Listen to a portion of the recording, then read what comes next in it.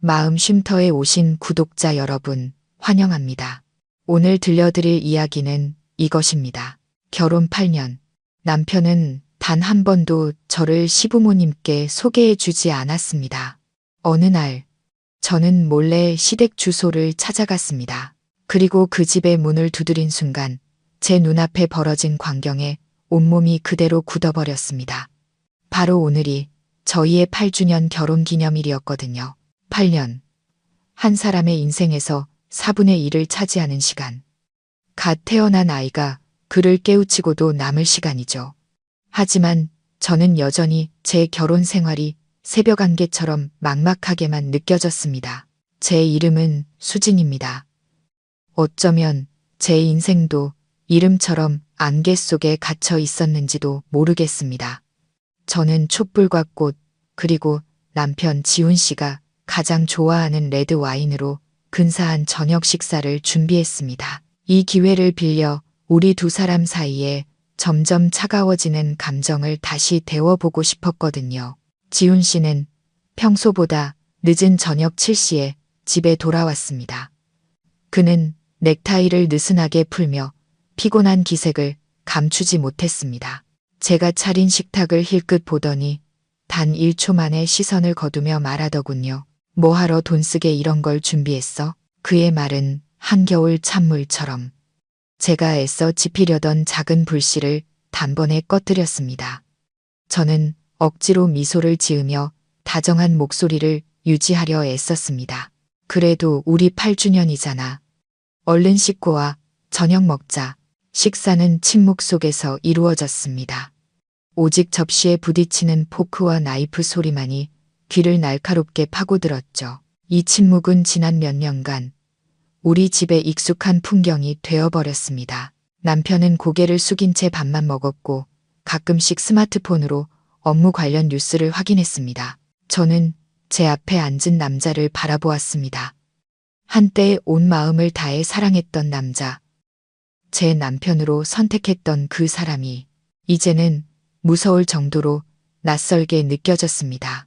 지난 8년간 저는 아내로서의 역할을 충실히 해왔습니다. 살림도 완벽했고 대외적으로도 부족함이 없었죠. 하지만 이 결혼 생활에는 제가 결코 건드릴 수 없는 가장 큰 그림자가 있었습니다. 바로 그의 가족이었습니다. 저는 깊은 숨을 한번 들이쉬고 포크를 내려놓았습니다. 이제는 확실히 이야기해야 할 때라고 결심했습니다. 지훈 씨, 할 얘기가 있어. 지훈 씨는 고개를 들었지만 시선은 여전히 스마트폰 화면에 고정되어 있었습니다. 응, 해봐. 저는 최대한 평온한 목소리로 말했습니다. 다음 달이 아버님 기일이잖아. 8년이나 됐는데 이제는 나도 파주에 한번 내려가서 아버님께 향이라도 하나 피워야 하지 않을까 싶어. 나도 이 집 며느리인데. 지훈 씨의 말에 따르면 그의 아버지는 5년 전에 돌아가셨습니다. 하지만 그 5년 동안 저는 단 한 번도 그의 고향에 내려가 며느리의 도리를 다할 수 없었습니다. 파주라는 두 글자를 듣자마자 지훈 씨는 스마트폰을 테이블에 탁 소리가 나게 내려놓았습니다. 그는 미간을 찌푸리며 짜증 섞인 목소리로 말했습니다. 내가 몇 번이나 말했어. 어머니 건강도 안 좋으시고 워낙 보수적이셔서 낯선 사람 만나는 거 불편해 하신다고. 당신 거기 내려가 봤자 어머니만 더 피곤하게 만드는 거야. 저는 씁쓸하게 되받아쳤습니다. 하지만 난 당신 아내지. 낯선 사람이 아니잖아. 8년이면 옆집 이웃도 얼굴을 익히는데 어떻게 시어머니가 며느리를 못 만나? 지훈 씨는 언성을 높이기 시작했습니다. 우리 엄마는 다른 분들과 달라. 1년 내내 몸이 안 좋으셔서 거동도 불편하고 누구 와서 귀찮게 하는 거 싫어하신다고. 당신은 그냥 서울에서 우리 생활이나 잘하면 되는 거야. 더는 나 좀 힘들게 하지 마. 내가 당신을 힘들게 한다고. 저는 실소를 터뜨렸지만 눈물은 이미 턱 밑까지 차올랐습니다. 지난 8년간 난 내 결혼 생활에서 이방인처럼 살았어. 내 친구들은 다들 시댁이랑 왕래하는데 나만 시부모님과 찍은 사진 한 장 없어. 내 기분이 어떨지 생각해 본 적 있어? 지훈 씨는 길게 한숨을 쉬었습니다. 그는 자리에서 일어나 창가로 걸어가더니 제게 등을 돌린 채 말했습니다. 쓸데없는 생각하지 마. 고향 집안일은 내가 알아서 할게. 나 피곤해서 먼저 들어간다. 그는 저를 혼자 남겨두고 방으로 들어가 버렸습니다. 차갑게 식어버린 기념일 저녁 식사처럼 제 마음도 꽁꽁 얼어붙었습니다. 저는 오랫동안 그 자리에 앉아 가물거리다 쓰러져가는 촛불을 바라보았습니다. 8년의 결혼 생활 동안 저는 그저 아내라는 이름표를 단 타인이었다는 것을 깨달았습니다. 저는 말없이 식탁을 치웠습니다. 정성껏 만든 음식들은 거의 그대로 남아 있었죠. 저는 그 음식들을 모두 쓰레기 봉투에 쏟아부었습니다. 마치 의미 없이 흘러가 버린 제 8년의 청춘을 버리고 싶은 것처럼요. 그날 밤 저는 지훈 씨에게 등을 돌리고 누워 잠든 척했지만 눈물은 조용히 베개를 적셨습니다. 8년 전 우리의 결혼식 기억이 갑자기 생생하게 떠올랐습니다. 그건 아주 급하게 그리고 아주 단출하게 치러진 결혼식이었습니다. 저는 흔한 웨딩 사진 한 장 제대로 찍지 못했고 그날 입었던 웨딩드레스도 제가 직접 대여한 것이었죠. 제가 시부모님에 대해 물었을 때 그는 두 분 모두 고향에서 편찮으셔서 서울에 올라오실 수 없다고 했습니다. 나중에 건강이 좋아지시면 꼭 저를 데리고 내려가 인사시키겠다고 약속했죠. 그 약속을 저는 8년 내내 기다렸습니다. 제 결혼식은 이상할 정도로 썰렁했습니다. 시댁 쪽 친척은 아무도 없었고 지훈 씨의 친한 친구 몇 명만이 자리를 지켰습니다. 저는 스스로를 위로했습니다. 서로 사랑하기만 하면 그런 형식적인 건 중요하지 않아. 하지만 그건 제 착각이었습니다. 제 의심이 하루 이틀 사이에 생긴 것은 아니었습니다. 그 의심은 아주 오래전부터 지훈 씨의 정기적인 출장에서부터 시작되었습니다. 그는 매달 5일만 되면 의뢰 가방을 싸서 2박 3일 일정으로 집을 나섰습니다. 처음에는 지방 거래처를 만나러 간다고 했습니다. 저는 한치의 의심도 없이 그 말을 믿었죠. 하지만 마치 생체 주기처럼 하루도 틀리지 않는 그 규칙성이 무언가 잘못되었다는 느낌을 주기 시작했습니다. 무슨 출장이 그렇게 주기적으로 있단 말인가요? 이번에도 그가 주말에 출장을 가야 한다고 했을 때 저는 그의 옷가지를 가방에 챙겨주었습니다. 마지막 셔츠를 접어 넣으려던 순간 침대 밑 깊숙한 곳에 숨겨진 아주 큰 상자가 눈에 띄었습니다. 호기심에 상자를 꺼내보니 그건 아주 정교하고 비싼 레고 우주선 모델이었습니다. 저는 그 모델을 알고 있었습니다. 가격이 100만 원에 가까웠죠. 제가 놀라서 물었습니다. 이거 누구 주려고 이렇게 큰 걸 샀어? 욕실에 있던 지훈 씨가 나와 제가 레고 상자를 들고 있는 것을 보더니 순간 당황한 기색이 역력했습니다. 그는 서둘러 변명했습니다. 아, 이거 팀장님 아들 주려고. 그 녀석 곧 생일인데 이걸 엄청 좋아하거든. 이럴 때 윗사람한테 잘 보여야지. 안 그래? 저는 어색하게 웃었지만 마음속에는 큰 물음표가 떠올랐습니다. 어떤 상사 아들이기에 이렇게까지 챙긴단 말인가? 지훈 씨는 아부를 잘하는 성격이 아니었고 그의 월급 수준이 상사 아들 생일 선물로 100만 원을 선뜻 쓸 만큼 넉넉하지도 않았습니다. 저는 상자를 제자리에 놓으며 말했습니다. 선물이 너무 비싸다. 괜히 다른 생각하신다고 오해하시겠어. 지훈 씨는 허 웃으며 말했습니다. 당신은 걱정이 너무 많아. 자, 가방 이리 줘. 나머진 내가 쌀게. 당신은 나가서 좀 쉬어. 그는 저를 침실 밖으로 떠밀고는 문을 닫았습니다. 그 수상한 태도는 제 의심을 더욱 키웠습니다. 저는 복도에 서서 복잡한 생각에 잠겼습니다. 정기적인 출장, 아이를 위한 고가의 선물, 그리고 파주에 있다는 베일에 쌓인 가족. 이 모든 조각들이 제가 감히 상상조차 해보지 못했던 다른 그림을 그려내고 있는 것 같았습니다. 지훈 씨는 5일 이른 아침에 출장을 떠났습니다. 넓은 집은 갑자기 텅 비어 무섭도록 춥게 느껴졌습니다. 저는 우리가 보금자리라고 부르는 이 아파트 안을 배회했지만 마치 하숙생이 된 기분이었습니다. 100만 원짜리 레고에 대한 의심이 머릿속을 떠나지 않았습니다. 저는 내가 너무 예민한가 봐. 결혼 생활이 식으면 괜한 상상을 하게 되지라며 스스로를 다독였습니다. 남편을 믿지 못한 제 자신을 탓하며 그의 서재를 청소하기 시작했습니다. 지훈 씨가 사적인 공간이 필요하다고 해서 제가 거의 들어가지 않던 곳이었죠. 저는 책장부터 정리했습니다. 지훈 씨는 꽤나 어수선한 사람이어서 책과 회사 서류들이 뒤죽박죽 섞여 있었습니다. 먼지 쌓인 낡은 서류 뭉치를 정리하려다 손을 잘못 놀려 서류 더미 전체를 바닥에 쏟고 말았습니다. 종이들이 사방으로 흩날렸습니다. 저는 한숨을 쉬며 그것들을 줍기 시작했습니다. 계약서들을 주워 모으던 중 그 안에 섞여 있던 A사 용지보다 작은 분홍색 종이 한 장이 제 눈길을 사로잡았습니다. 딱딱한 계약서와는 전혀 다른 느낌이었죠. 심장이 갑자기 쿵쾅거리기 시작했고 불길한 예감이 등골을 타고 흘렀습니다. 저는 떨리는 손으로 그 종이를 집어들었습니다. 그것은 학원비 납입 영수증이었습니다. 굵게 인쇄된 글씨가 제 눈에 똑똑히 박혔습니다.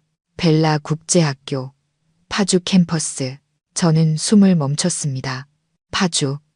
지훈 씨가 늘 가난하고 낙후된 곳이라며 편찮으신 어머니가 계신다고 말했던 그곳이 아니던가.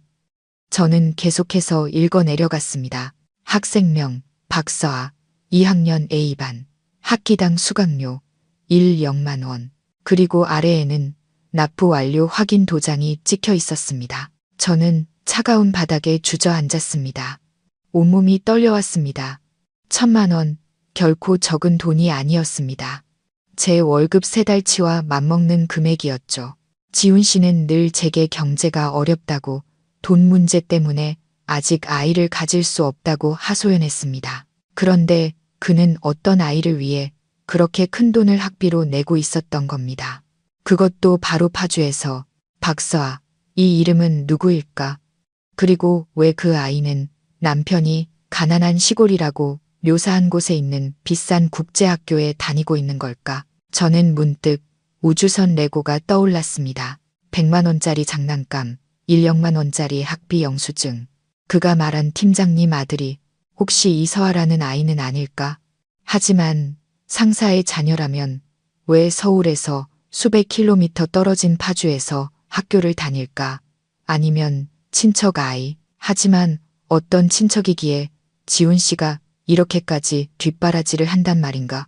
기억을 더듬어 봤지만 지난 8년간 지훈 씨는 서아라는 이름의 친척을 단 한 번도 언급한 적이 없었습니다. 이 모순된 상황에 숨이 막혔습니다.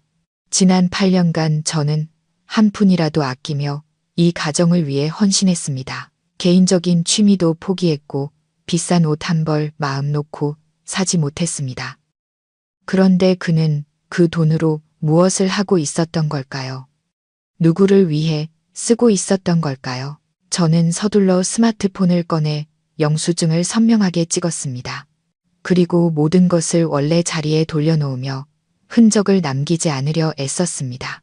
지훈 씨가 제가 이 사실을 알게 해서는 안 됐습니다. 제 스스로 진실을 찾아내야만 했습니다. 여전히 떨리는 손으로 스마트폰을 쥔 채 저는 남편의 서재에 멍하니 앉아 있었습니다. 학비 영수증이 제 마음을 불태우는 것 같았습니다. 저는 모든 상황을 다시 한번 정리해 보았습니다. 거짓말은 너무나 명백했습니다. 가난하고 낙후된 군에 국제학교가 있을 리가 없었습니다. 확인해 봐야 했습니다. 더 이상 이런 기만 속에서 단 1초도 살 수 없었습니다. 저는 떨리는 손으로 노트북을 열고 검색창에 파주 2글자를 입력했습니다. 지난 8년간 제 머릿속의 파주는 비포장 흙길이 질퍽하고 늙고 병들고 보수적인 시어머니가 하루하루를 힘겹게 살아가는 외딴 시골이었습니다. 제가 시댁에 가보고 싶다는 뜻을 비칠 때마다 지훈 씨가 제 머릿속에 심어놓은 이미지였죠. 저는 숨죽여 검색 결과를 기다렸습니다. 화면에 나타난 내용에 저는 할 말을 잃었습니다. 수많은 뉴스 기사와 사진, 심지어 관광 및 부동산 홍보 영상까지 나타났습니다. 제 심장이 트는 것 같았습니다. 파주는 가난한 시골이 아니었습니다. 유명한 생태 관광지 옆에 자리 잡은 번화한 위성도시였습니다. 기사 제목들이 제 눈을 강타했습니다. 수조원대 프로젝트로 탈바꿈하는 파주시, 수도권 서북부 최고의 주거지, 운정신도시, 외국인 투자 유치 활발, 각종 개발 호재 잇따라 저는 이미지 탭을 클릭했습니다.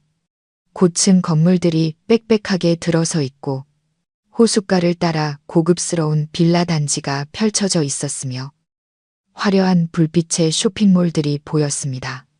그리고 저기 제 눈에 들어왔습니다. 벨라 국제학교 파주 캠퍼스, 운정신도시 단지 안에 위풍당당하게 서 있는 그 학교는 제가 방금 발견한 영수증 속 로고와 똑같았습니다. 저는 철저하고 잔인하게 속아왔던 겁니다.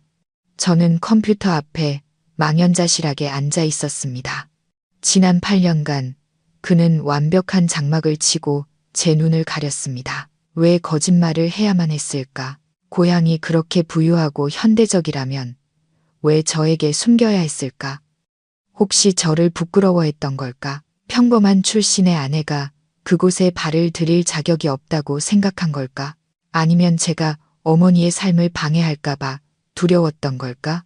저는 울음을 터뜨렸습니다. 억울함과 배신감에 눈물이 쏟아졌습니다. 질투 때문이 아니었습니다. 지난 8년간 사랑하는 사람에게 조종당한 바보가 된 것 같아 눈물이 났습니다. 그가 말했죠. 어머니는 보수적이라 낯선 사람을 만나기 싫어하셔. 설마 그 낯선 사람이 법적인 며느리인 바로 저를 의미했던 걸까요? 가슴이 찢어질 듯 아팠습니다. 저는 심호흡을 하며 눈물을 닦았습니다. 지금은 약하게 울고 있을 때가 아니라는 것을 깨달았습니다. 진실 전부를 알아야 했습니다. 파주가 부유하다면 그의 부모님은 대체 어떤 분들일까?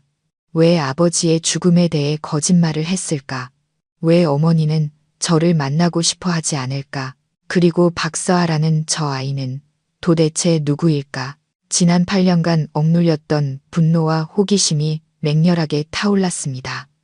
더 이상 가만히 앉아 있을 수 없었습니다. 파주에 대한 진실은 밝혀졌지만 그것은 수천 개의 새로운 질문을 낳았을 뿐입니다. 더 많은 증거를 찾아야 했습니다. 저는 지훈 씨의 서재로 달려가 주위를 둘러보았습니다. 문득 그의 책상 맨 아래 서랍이 떠올랐습니다. 그 서랍은 항상 잠겨 있었습니다. 청소하다가 무심코 만져본 적도 몇 번 있었고 호기심에 그 안에 무엇이 들었냐고 물어본 적도 있었죠. 그는 그저 웃으며 제 머리를 쓰다듬고는 말했습니다. 회사 1급 비밀 문서야. 절대 보면 안 돼. 다정하면서도 단호한 그의 말투에 저는 그 말을 철석같이 믿었습니다. 중요한 계약서나 사업 기밀이라고 생각했죠. 하지만 이제 저는 그가 하는 어떤 말도 믿을 수 없었습니다. 그 서랍에는 분명 무언가 있었습니다. 저에게는 열쇠가 없었습니다. 저는 침실로 달려가 잡동사니 상자를 뒤져 머리핀 하나를 꺼냈습니다. 핀을 구부려 영화에서 본 것처럼 자물쇠 구멍을 쑤셔보았지만 꿈쩍도 하지 않았습니다. 무력감에 더욱 화가 치밀었습니다. 결국 저는 열쇠 수리공을 부르기로 했습니다. 인터넷에서 출장, 열쇠, 수리 업체를 찾아 중요한 서류 서랍 열쇠를 잃어버렸으니 급히 열어달라고 거짓말을 했습니다. 다행히 30분 만에 젊은 기사님이 도착했습니다. 그는 아주 전문적으로 몇 번의 조작만으로 완고하던 자물쇠를 열었습니다. 저는 돈을 지불하고 서둘러 그를 배웅한 뒤 방으로 달려와 문을 잠갔습니다. 심장이 미친 듯이 뛰었습니다. 떨리는 손으로 서랍을 열었습니다. 안에는 빼곡한 글씨의 회사 서류가 아니었습니다. 맨 위에는 무섭도록 익숙한 붉은색 표지의 서류철이 있었습니다. 저는 떨면서 그것을 집어들었습니다. 부동산 등기부 등본. 저는 그것을 펼쳤습니다. 온몸에 피가 차갑게 식는 것 같았습니다. 주소는 파주시 운정신도시 꽃길 18번지, 그리고 소유자란에는 박건우, 김미경이라는 이름이 적혀 있었습니다. 박건우, 김미경, 바로 지훈 씨가 제게 말해줬던 시아버지와 시어머니의 이름이었습니다. 저는 그 자리에 얼어붙었습니다. 그의 아버지는 5년 전에 돌아가셨다고 했습니다. 그런데 왜 아직 등기부 등본에 이름이 남아있는 걸까? 낡은 서류라서 그런가? 하지만 왜 이렇게까지 굳게 잠가두어야 했을까? 등기부 등본 아래에는 몇 장의 은행 서류와 낡아서 누렇게 변한 메모지 한 장이 있었습니다. 지훈 씨의 익숙한 필체가 보였습니다. 운정신도시 꽃길 18, 파주. 바로 이거였습니다. 이것이 그의 진짜 가족 주소였습니다. 그가 언젠가 얼버무렸던 막연한 시골 주소가 아니었습니다. 저는 바닥에 주저앉았습니다. 역겨운 감정이 목구멍까지 차올랐습니다. 그는 너무나 정교한 연극을 꾸몄습니다. 부모님 명의로 된 파주에 호화로운 빌라가 있었고 그곳에 사는 아이의 국제학교 학비를 내주고 있었습니다. 그런데 그의 8년차 아내인 저는 완벽하게 눈이 가려져 있었던 겁니다. 저는 서둘러 등기부 등본과 메모지를 모두 사진으로 찍었습니다. 그리고 모든 것을 조심스럽게 제자리에 돌려놓았습니다. 아까 그 기사님이 새 자물쇠로 바꿔주고 열쇠를 주었기에 저는 서랍을 원래대로 잠갔습니다. 저는 깨달았습니다. 그는 단지 저를 속인 것이 아니었습니다. 그는 아마도 이중 생활을 하고 있었던 겁니다. 며칠 후 지훈 씨는 정기적인 출장에서 돌아왔습니다. 그는 여전히 피곤한 얼굴로 힘든 업무와 까다로운 고객에 대해 불평을 늘어놓았습니다. 자기 집에서 곧 폭풍이 몰아칠 것이라는 사실은 꿈에도 모른 채 말이죠. 그의 어색한 미소와 익숙한 불평을 들으며 제 마음은 무섭도록 공허해졌습니다. 이 남자와 8년을 함께 살았지만 저는 그를 한 번도 제대로 이해한 적이 없었던 것 같습니다. 다행히 바로 다음 주 회사에서 지훈 씨를 진짜 출장 보냈습니다. 부산으로 5일간 시장 조사를 가는 것이었는데 제가 그의 옷을 다려주다 우연히 회사 출장 명령서를 보게 되었습니다. 이것이야말로 하늘이 준 기회였습니다. 그가 이 소식을 전했을 때 저는 아쉬운 척했지만 속으로는 쾌재를 불렀습니다. 저도 제 계획을 시작했습니다. 그날 저녁 식사 때 저는 지훈 씨에게 말했습니다. 여보, 이번 주말에 회사에서 스트레스 풀라고 근처 리조트로 1박 2일 워크숍을 간대. 나 신청해도 될까? 요즘 너무 스트레스 받아서. 지훈 씨는 아마 자신의 출장 생각에 빠져 있었거나 아니면 제가 집에 없는 것을 반겼는지 즉시 고개를 끄덕였습니다. 응, 다녀와. 가서 바람 좀 쐬고 와. 당신 요즘 안색도 안 좋아 보여. 저는 짐을 쌌습니다. 하지만 휴가를 위한 원피스가 아니었습니다. 저는 진실과 마주할 준비를 했습니다. 금요일 아침 지훈 씨가 부산으로 떠나자마자 저는 곧장 버스를 탔습니다. 파주로 갈 것이었습니다.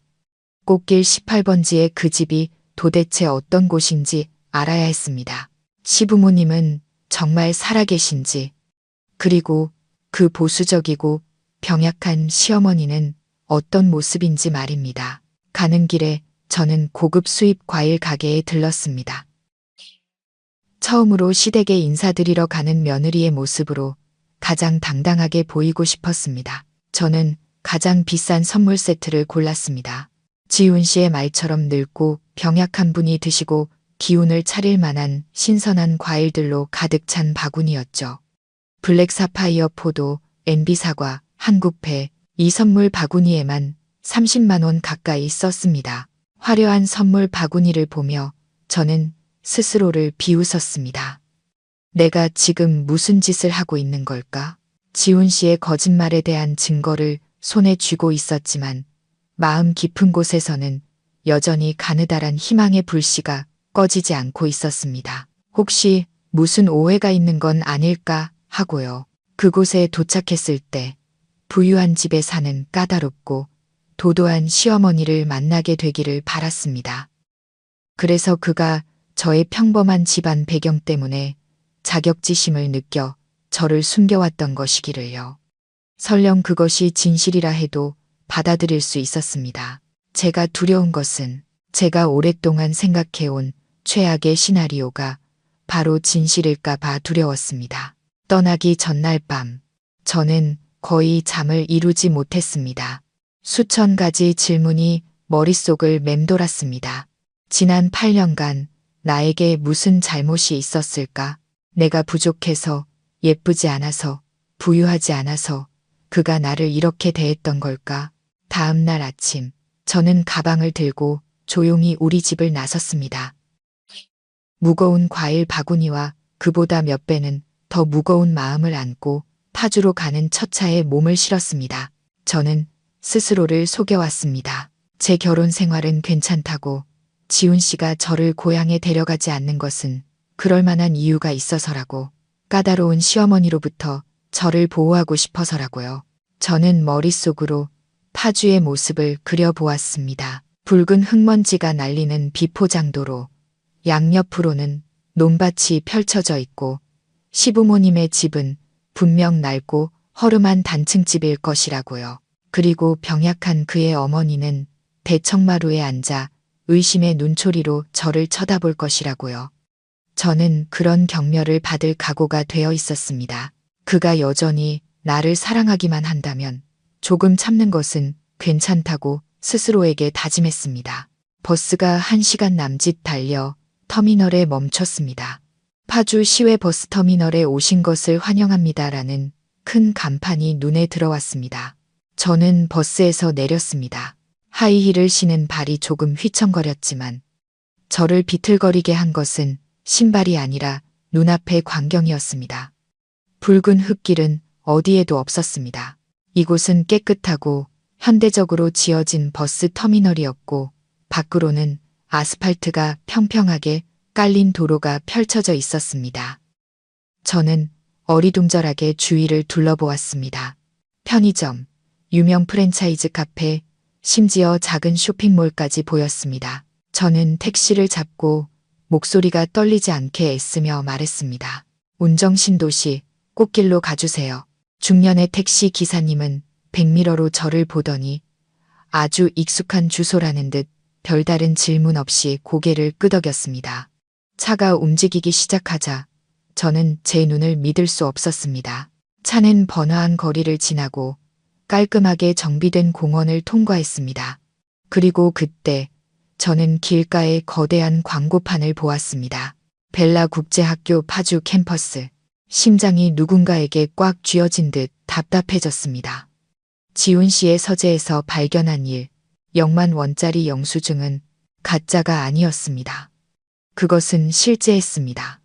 남편이 묘사했던 그 가난한 시골에 이렇게 위풍당당하게 존재하고 있었습니다. 이 거짓말은 너무나 거대하고 정교했습니다. 이곳의 공기는 놀랍도록 시원하고 맑았습니다. 저는 지훈 씨가 왜 이렇게 살기 좋은 곳을 숨겨야만 했는지 의아했습니다. 우리는 대리석으로 만든 웅장한 정문을 지났습니다. 금색 글씨로 운정신도시라고 새겨져 있었죠. 택시 기사님은 견고한 경비 초소 앞에 차를 세웠습니다. 베이지색 유니폼을 입은 경비원이 나와 창문을 가볍게 두드렸습니다. 꽃길 18번지 방문객입니다. 경비원은 뒷좌석에 앉은 저와 옆에 놓인 화려한 선물 바구니를 힐끗 보더니 고개를 끄덕이고는 차단기를 열어주었습니다. 차가 천천히 안으로 들어섰습니다. 마치 다른 세상에 들어온 것 같았습니다. 이곳은 거의 절대적인 고요함이 흘렀습니다. 오직 새들의 지저귐과 나뭇잎 사이를 스치는 바람 소리만이 들렸습니다. 빌라들은 서로 가까이 붙어 있었지만 사생활을 보호할 수 있을 만큼 충분히 떨어져 있었습니다. 각 집은 정교하게 관리된 정원을 갖춘 건축 예술 작품 같았습니다. 저는 생각했습니다. 나의 그 보수적이고 병약한 시어머니가 이런 집들 중 한 곳에 살고 계신다고 생각할수록 헛웃음이 나왔습니다. 제가 사치스럽다고 생각했던 30만 원짜리 과일 바구니가 이 풍경 속에서는 초라하고 어울리지 않게 보였습니다. 차가 속도를 줄이더니 멈춰 섰습니다. 기사님이 뒤를 돌아보며 말했습니다. 다 왔습니다. 손님, 꽃길 18번지 빌라입니다. 저는 택시비를 내면서 손을 너무 심하게 떨어 지갑을 놓칠 뻔했습니다. 깊은 숨을 한번 들이쉬고 과일 바구니를 안고 차에서 내렸습니다. 저는 18번지 집 앞에 섰습니다. 그 집은 제가 상상했던 것보다 훨씬 더 화려했습니다. 고전적인 프랑스 건축 양식의 3층짜리 크림색 빌라였습니다. 검은색의 정교한 철제 대문은 견고하고 위엄이 넘쳤습니다. 안쪽으로는 온갖 종류의 장미가 만발한 정원이 보였습니다. 저는 그 자리에 넋을 잃고 서 있었습니다. 이 집은 아마 수십억 원은 좋게 나갈 것 같았습니다. 이곳이 지훈 씨가 자란 곳일까? 아니면 그의 부모님이 노후를 보내는 곳일까?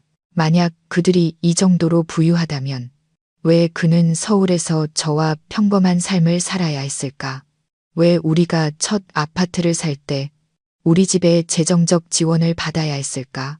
질문들이 꼬리에 꼬리를 물고 제 마음을 파고들었고 점점 더 두려워졌습니다. 제가 곧 마주할 진실은 부유함에 대한 거짓말보다 훨씬 더 끔찍할지도 모른다는 예감이 들었습니다. 저는 심호흡을 하며 미친 듯이 뛰는 심장을 진정시키려 애썼습니다.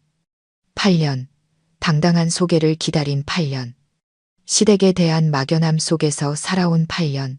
오늘 저는 제 손으로 그 비밀의 장막을 걷어낼 것입니다. 그 뒤에 무엇이 있든 상관없었습니다.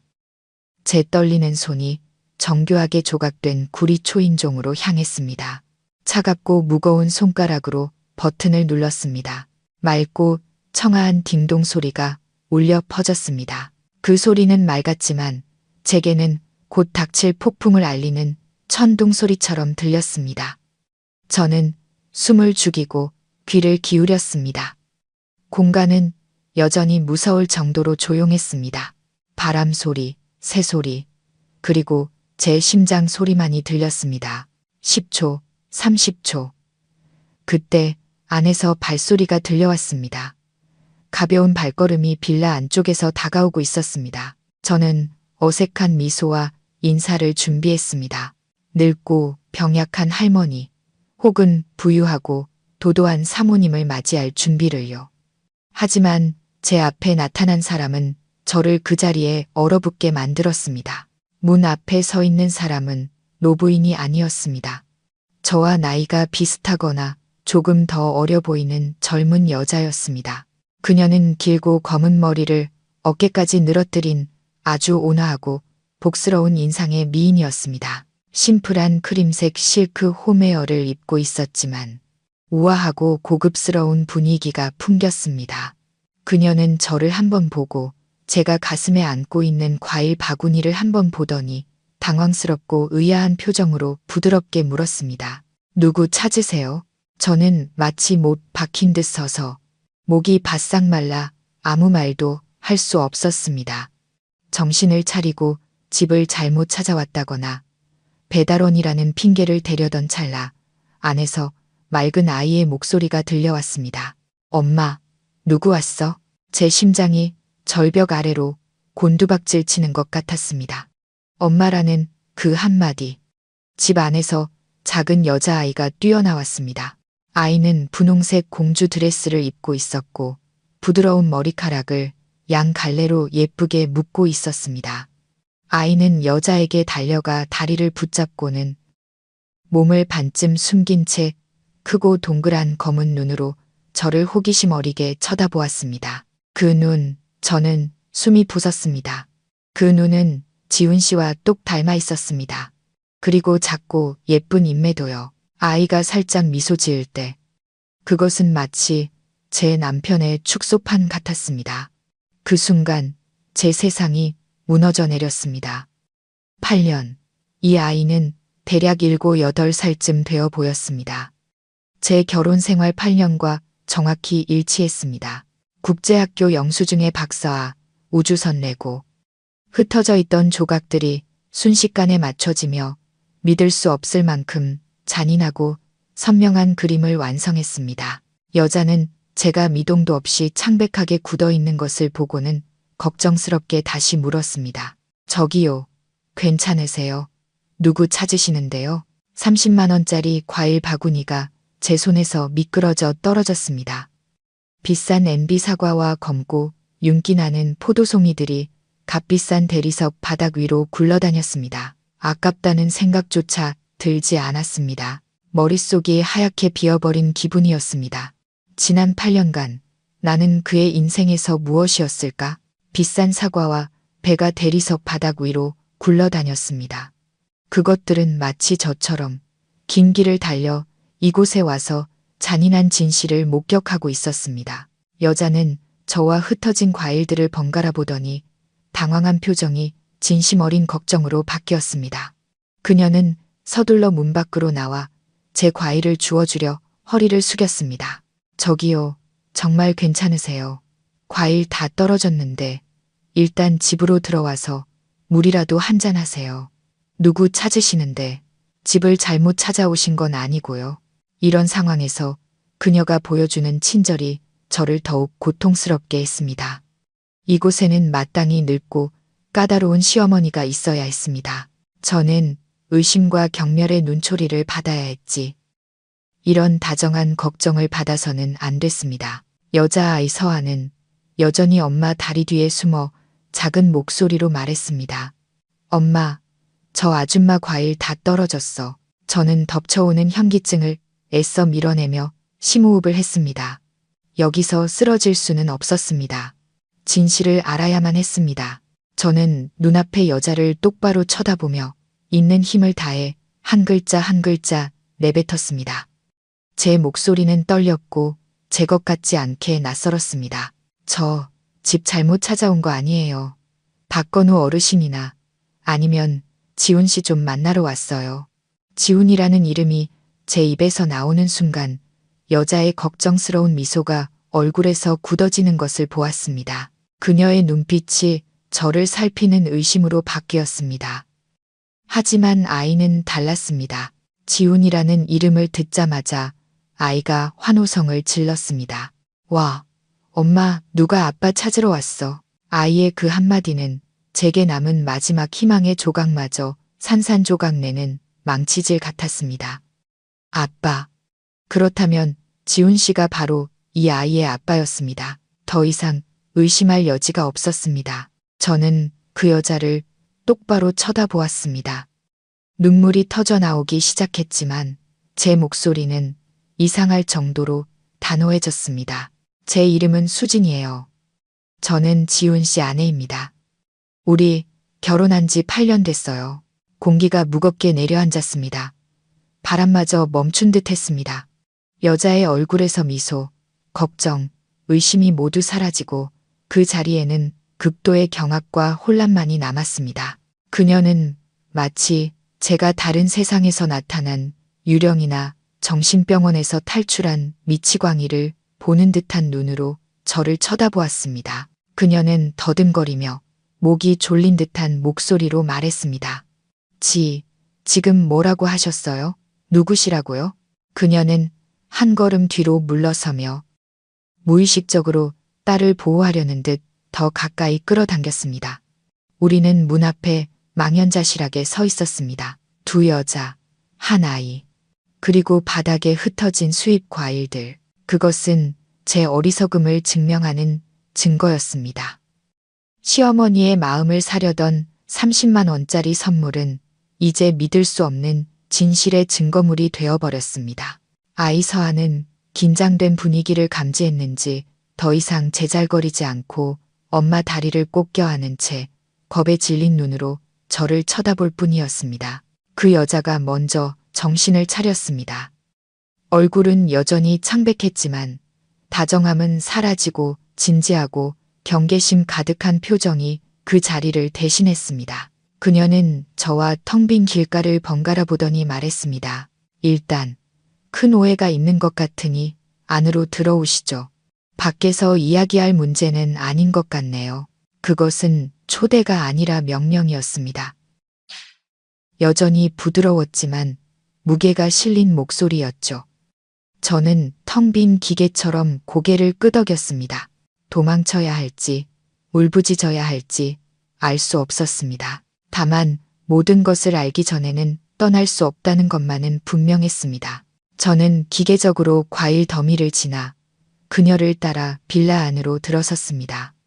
집 안은 상상했던 것보다 훨씬 더 화려했습니다. 바닥은 눈부신 하얀 대리석이었고 높은 천장에서는 거대한 크리스탈 샹들리에가 빛을 뿜어내고 있었습니다.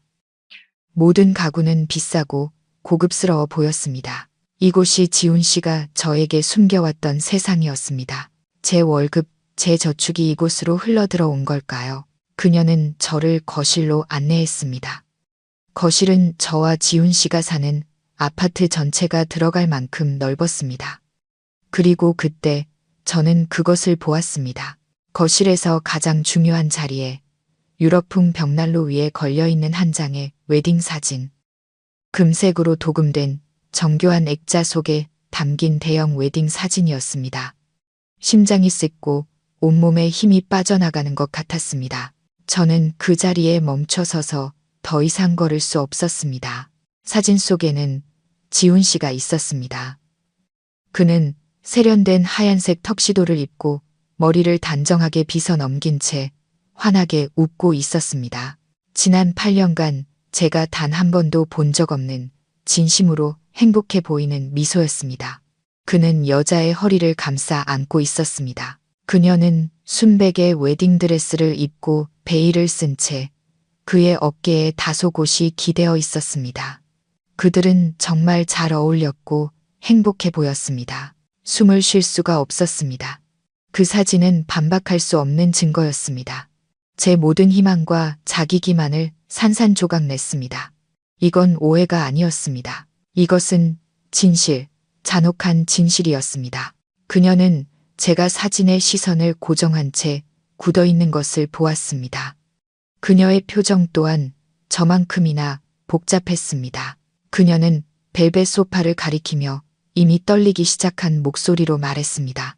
수진 씨, 맞으시죠? 일단 앉으세요. 정말 무슨 일인지 모르겠네요. 하지만 저는 앉지 않았습니다. 저는 떨리는 손가락으로 사진을 가리켰습니다.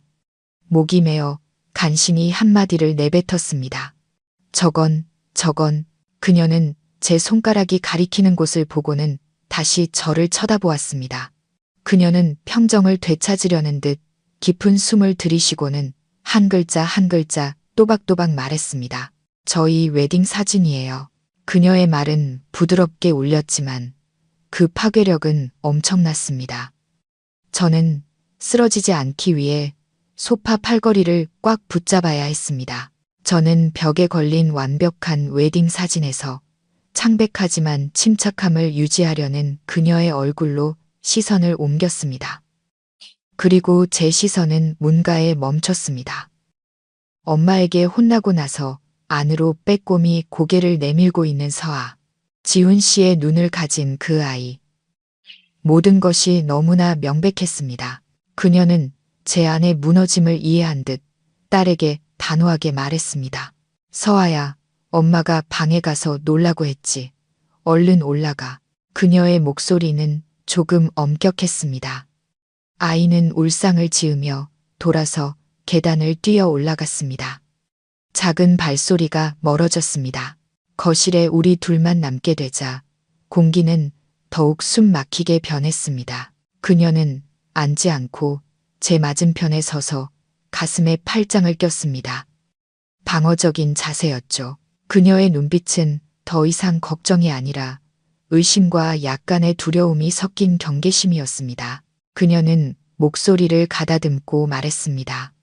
수진 씨, 지훈 씨 아내라고 하셨죠. 증거라도 있나요? 증거, 제 8년의 청춘. 그와 함께 살고 그 가정을 위해 헌신했던 8년. 그것이 증거가 아니고 무엇이란 말인가. 분노가 고통을 밀어내고 솟구치기 시작했습니다. 저는 떨리는 손으로 핸드백을 열었습니다. 손이 너무 떨려 지퍼조차 제대로 열 수 없었습니다. 심호흡을 하며 겨우 평정을 되찾고 지갑을 꺼냈습니다. 지갑 안에는 제가 항상 간직해온 사진 한 장이 있었습니다. 저는 그 사진을 유리로 된 티 테이블 위에 올려놓았습니다. 그것은 저와 지훈 씨의 유일한 웨딩 사진이었습니다. 평범한 스튜디오에서 급하게 찍은 작은 10x15cm 사이즈의 사진. 사진 속에서 저는 대여한 웨딩드레스를 입고 순진하게 활짝 웃고 있었습니다. 지훈 씨는 심플한 정장을 입고 제 옆에 서서 웃고 있었죠. 하지만 이제 벽에 걸린 웨딩 사진 속 그의 미소와 비교해보니 저를 향한 그의 미소가 얼마나 어색하고 공허했는지 비로소 깨달을 수 있었습니다. 제 목소리는 쉰 소리가 났습니다. 우리는 8년 전 10월에 서울에서 결혼했어요. 그는 부모님이 편찮으셔서 못 올라오신다고 했어요. 어머니가 보수적이셔서 며느리 만나는 걸 꺼린다고도 했고요. 저는 더 이상 말을 잇지 못했습니다. 그녀는 테이블 위에 놓인 사진을 내려다보았습니다. 그녀의 눈이 커졌습니다. 그녀는 손으로 입을 막고 비틀거리더니 맞은편 소파에 주저앉았습니다. 그녀는 저와 사진을 번갈아 보며 마치 자신에게 말하듯 중얼거렸습니다. 8년 전 10월, 그러고는 고개를 번쩍 들어 저를 보았습니다. 그녀의 눈은 저와 똑같은 공황 상태에 빠져 있었습니다. 그럴 리가 없어요. 제 이름은 혜진이에요. 그녀는 흐느꼈습니다. 저랑 지훈 씨도, 우리도 결혼한 지 8년 됐어요. 그 고백은 무겁고 유독한 공기 속에 떠다녔습니다. 2명의 아내, 1명의 남편. 8년, 저도 혜진 씨의 말을 따라했습니다. 제 목소리는 완전히 텅 비어 있었습니다. 이것은 단순한 외도 이야기가 아니었습니다. 그가 저에게 실증이 나서 다른 사람을 찾은 것이 아니었습니다. 이것은 철저히 계획된 평행한 기만이었습니다. 값비싼 벨벳 소파에 앉은 혜진 씨는 처음의 침착함과는 달리 저 못지않게 공황 상태였습니다. 그녀의 아름다운 얼굴 위로 눈물이 흐르기 시작했습니다. 그녀는 더 이상 저를 방어하거나 의심하지 않았습니다.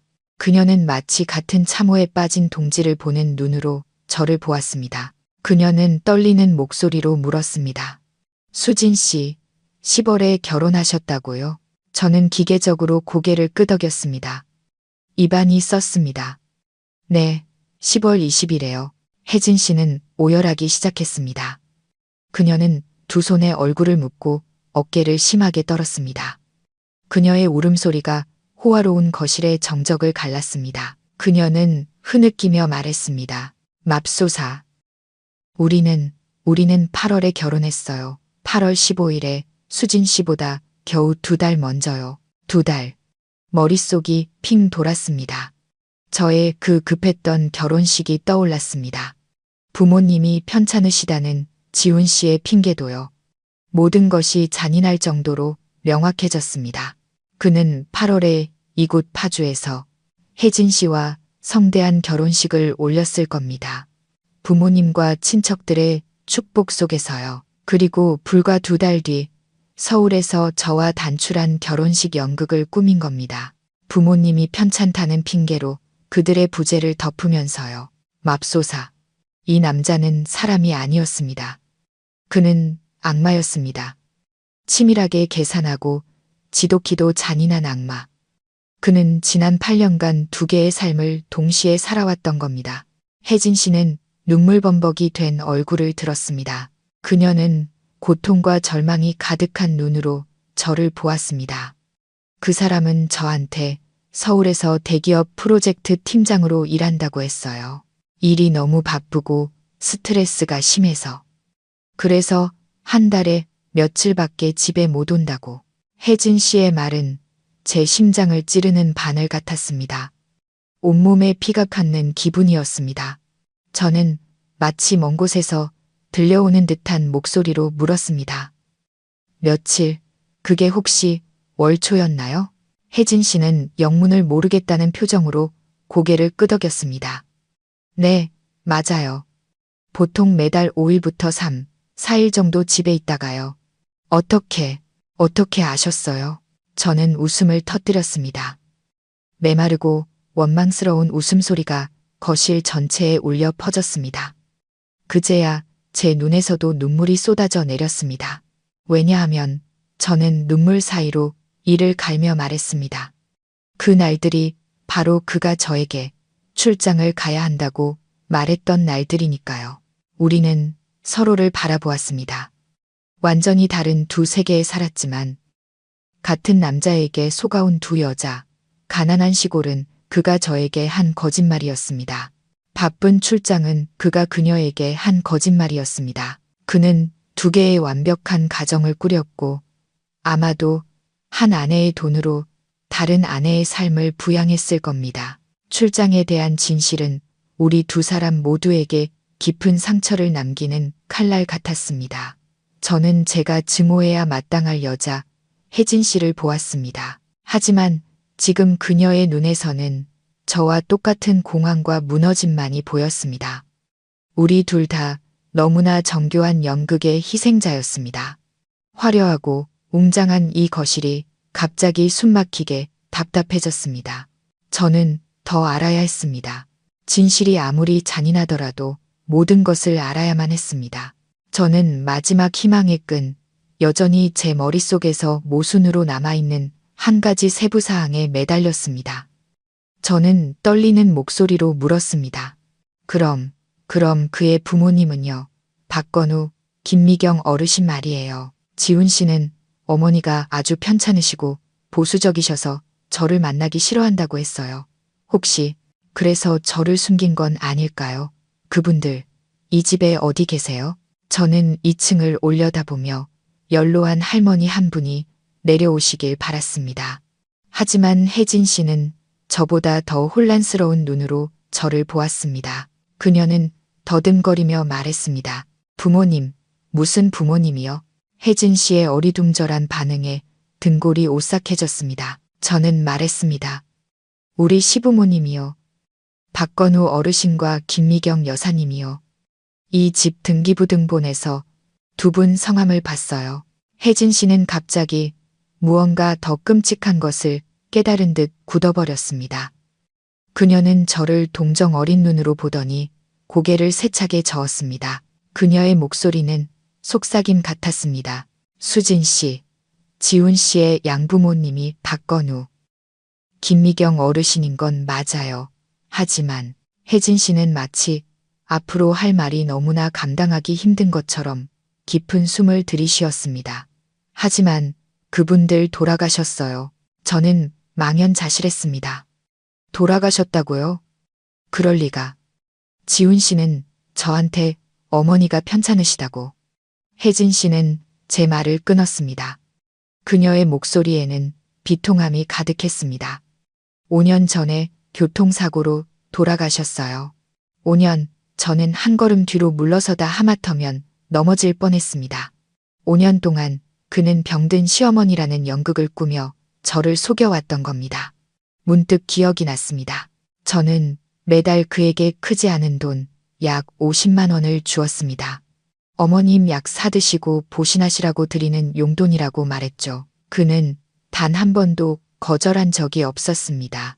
그는 항상 그 돈을 받으며 제 머리를 쓰다듬고 말했습니다. 당신은 정말 착한 며느리야. 어머니가 아시면 정말 기뻐하실 거야. 맙소사. 그는 제 돈, 죽은 사람을 위한 약값을 받아 챙겼던 겁니다. 그는 저를 속이고 고인까지 기만했습니다. 혜진 씨는 제가 무너지는 것을 보고 제 공포를 확인시켜 주려는 듯 말을 이었습니다. 이 집은 어르신들이 남겨주신 게 맞아요. 지훈 씨의 유산이죠. 이제야 알겠습니다. 제가 발견한 등기부등본은 상속 서류였던 겁니다. 그가 그것을 잠가둔 이유는 제가 그의 부유함을 알까봐 두려워서가 아니라 그의 부모님이 이미 이 세상에 없다는 사실을 알까봐 두려웠던 것입니다. 저는 소파에 넋을 잃고 앉아 눈물이 채 마르지 않은 혜진 씨를 보았습니다. 그녀 역시 속고 있었다는 것을 깨달았습니다. 제 목소리는 메말라 있었습니다. 매달 5일, 시계처럼 정확하게. 그는 저한테 지방으로 2박 3일 출장을 간다고 했어요. 매달 그랬죠. 저는 씁쓸한 웃음을 지었습니다. 저는 그를 걱정했어요. 셔츠를 다려주고 길 조심하라고 건강 챙기라고 술 너무 많이 마시지 말라고 당부했죠. 제가 제 손으로 다른 아내, 다른 가정을 만나러 가는 남편의 짐을 싸준 셈이에요. 이보다 더한 아이러니가 있을까요? 그가 출장에서 돌아왔을 때의 모습이 떠올랐습니다. 항상 피곤해 보였지만 눈에는 묘한 기쁨과 만족감이 서려 있었죠. 저는 그게 일이 잘 풀려서 그런 줄 알았습니다. 이제야 알겠습니다. 그건 진짜 보금자리에서 막 돌아온 남자의 기쁨이었습니다. 혜진 씨도 저 못지않게 공황 상태에 빠진 눈으로 저를 올려다보았습니다. 그녀는 떨리는 목소리로 말했습니다. 그는 저한테 자기가 대기업 프로젝트 팀장이라고 했어요. 서울에서의 일이 너무 스트레스 받고 힘들어서 매달 5일만 손꼽아 기다린다고요. 집에 와서 쉬고 집밥 먹고 아이랑 놀고 싶다고, 쉬고 싶다고 저는 되뇌었습니다. 그럼 내 세상, 내 아파트, 내 인생이 바로 그가 출장을 가는 곳이었군요. 그리고 당신의 세상. 이 빌라가 그가 집에 와서 쉬는 곳이었고요.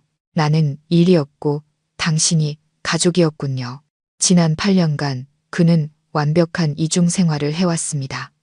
서울에서는 성실하게 일하는 남편, 알뜰한 아내를 둔 남자의 역할을 했습니다. 파주에서는 성공한 남편, 아내와 자식을 사랑하는 모범적인 가장의 역할을 했죠. 혜진 씨도 상황을 파악하기 시작했습니다. 그녀는 속삭였습니다. 그럼 그가 야근해야 한다고, 갑자기 손님 접대해야 해서 집에 못 들어온다고 했던 밤들은 수진 씨와 함께 있었던 거군요. 저는 대답 대신 고개를 끄덕였습니다. 우리는 서로를 바라보았습니다. 원래는 불구대천의 원수여야 할 두 여자가 이제는 그 남자의 잔인함을 누구보다 잘 이해하는 유일한 두 명의 피해자가 되어 있었습니다. 우리는 그의 거짓된 삶에 두 조각으로 전락해 버렸습니다. 그는 제 시간을 이용해 그녀에게 보상했고 아마도 제 돈을 이용해 그녀를 위한 가정을 꾸렸을 겁니다. 혜진 씨, 아이 이름이 박서아 맞죠? 혜진 씨는 제가 딸의 이름까지 아는 것을 의아해하며 고개를 끄덕였습니다. 네, 서아 맞아요. 어떻게? 목이 메었습니다. 그렇다면 맞았습니다. 50만 원짜리 영수증은 모르는 사람의 것이 아니었습니다. 저는 떨리는 목소리로 말했습니다.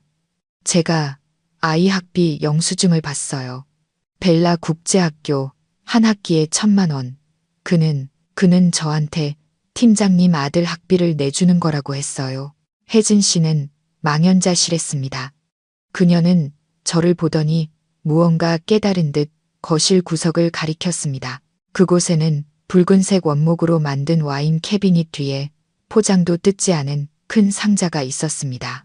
저는 그것을 즉시 알아보았습니다. 그리고 저 우주선 내고도요. 저는 상자를 가리켰습니다. 그거 100만 원짜리예요. 그것도 팀장님 아들 선물이라고 했어요. 혜진 씨는 벌떡 일어나 방구석으로 달려가 레고 상자를 뚫어지게 쳐다보았습니다. 그리고는 저를 돌아보았죠. 그녀의 눈은 공포로 가득 차 있었습니다. 이래고 지난 5일에 가져왔어요. 서아 생일 선물 미리 주는 거라고. 아이가 너무 좋아했는데 주말에 자기가 돌아오면 그때 뜯게 하겠다고 했어요. 그녀는 비틀거리며 소파로 돌아왔습니다. 그리고 학비.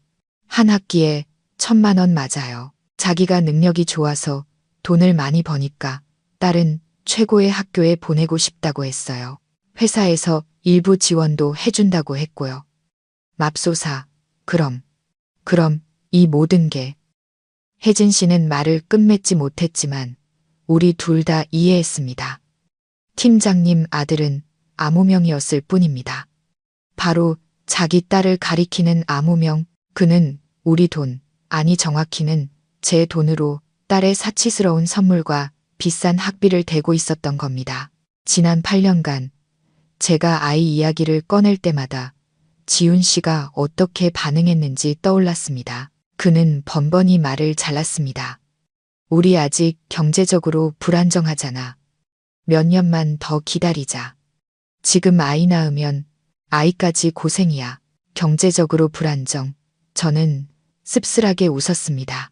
그가 경제적으로 불안정하다고 말하면서 자기 딸의 국제학교 학비로 한 학기에 1,000만 원을 기꺼이 썼습니다. 아이가 고생할까봐 걱정된다면서 자기 딸에게는 100만 원짜리 레고를 사주었습니다. 그는 아이를 원하지 않았던 게 아니었습니다. 단지 저와의 사이에서 아이를 원하지 않았을 뿐입니다. 여기까지 드러난 진실은 제가 감당하기에는 너무 벅찼습니다. 이것은 단순한 감정적인 충격이 아니었습니다. 이것은 금전적인 사기였고 소름 끼치도록 냉정한 계산이었습니다. 저는 모든 것을 다시 정리하기 시작했습니다. 제 월급, 지훈 씨의 월급. 지난 8년간 저는 외국계 회사에서 일했습니다. 제 월급은 항상 400만 원 수준이었죠. 지훈 씨는 중소기업에 다녔고 늘 월급이 적다고 200만 원밖에 안 된다고 불평했습니다. 그리고 매달 제게 생활비로 150만 원을 주었죠. 월급이 더 높은 저는 기꺼이 가정의 대부분 비용을 책임졌습니다. 우리 아파트 할부금, 공과금, 식비, 모든 것을 제 손으로 해결했습니다. 저는 그것이 아내의 책임이고 가정을 꾸리기 위한 희생이라고 생각했습니다. 그의 남은 월급과 제 월급의 일부를 우리는 미래를 위해, 나중에 태어날 아이를 위해 함께 저축하고 있다고 믿었습니다. 저는 떨리는 눈으로 혜진 씨를 보았습니다. 마지막 질문을 해야만 했습니다. 혜진 씨, 그는 자기가 대기업 팀장이라고 했다면서요. 그럼 매달 당신과 아이에게 생활비는 꼬박꼬박 줬나요? 혜진 씨는 눈물이 그렁그렁한 채로 고개를 끄덕였습니다. 그녀는 순진하게 말했습니다. 그럼요. 지훈 씨는 저랑 서아를 정말 아껴요. 매달 400만 원씩 줬어요. 생활비랑 서아 학비. 그리고 제가 쇼핑하고 싶은 거 있으면 마음껏 하라고요. 자기는 집에서 아이나 잘 돌보면 된다고, 바깥일은 자기가 다 알아서 하겠다고 했어요. 그리고 혜진 씨는 망설이다 말을 이었습니다.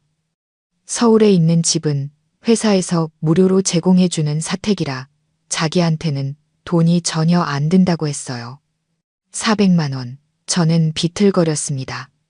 온 세상이 제 눈앞에서 빙빙 도는 것 같았습니다. 400만 원. 그 금액은 제 월급에서 기본적인 생활비를 뺀 거의 전액이었습니다. 저는 문득 깨달았습니다. 저는 아내가 아니었습니다. 저는 ATM 기계, 완벽한 현금 인출기였습니다. 그는 월급이 적다는 거짓말로 제가 서울에서의 모든 비용을 자발적으로 부담하게 만들었습니다. 그는 회사에서 집을 제공해준다는 거짓말로 혜진 씨가 그가 돈 쓸 일이 없다고 믿게 만들었습니다.